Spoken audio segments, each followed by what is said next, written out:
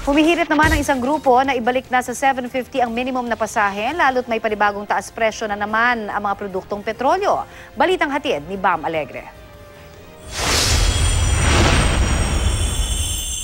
Pabigat na nga ang gastusin sa enrollment at mga gamit pang eskwela. Pati ba naman pamasahe sa jeepney, pabigat din sa bulsa?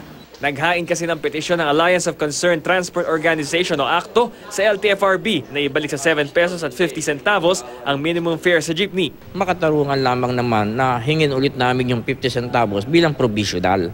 Hindi naman yun talagang fix na kundi yun naman ay pansamantala para naman sa darating na pasukan ay magkaroon man lang ng pagkakataon yung aking mga member na makabili man lamang ng gamit ng kanilang mga anak sa eskwela.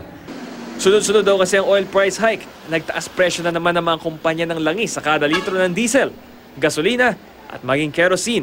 Isang linggo lang yan matapos ang malakihan taas presyo. Sa datos ng GMA News Research, kung susumayin ang lahat ng price hike at ibabawas ang lahat ng rollback ngayong taon, lalabas pa rin may netong dagdag singil.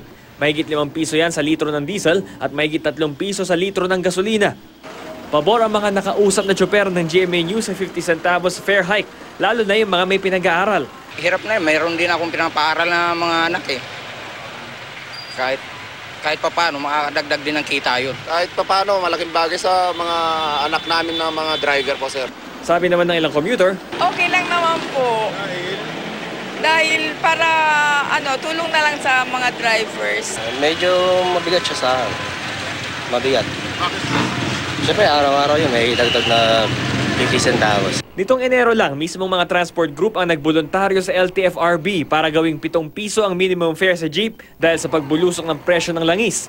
Pero ngayong matumal daw ang kanilang biyahe dahil sa bakasyon at may mga dagdag pang gastos dahil sa pasukan, ang hiling ng mga tsoper. Si President Duterte, hinihiling namin na bago magtaas ng presyo ng langis ay buhayin ulit yung Board of Energy para magkaroon man lamang ng boses yung parte naman ng hanay namin na kung bakit nagtaas at nagbaba. Bam Alegre, GMA News.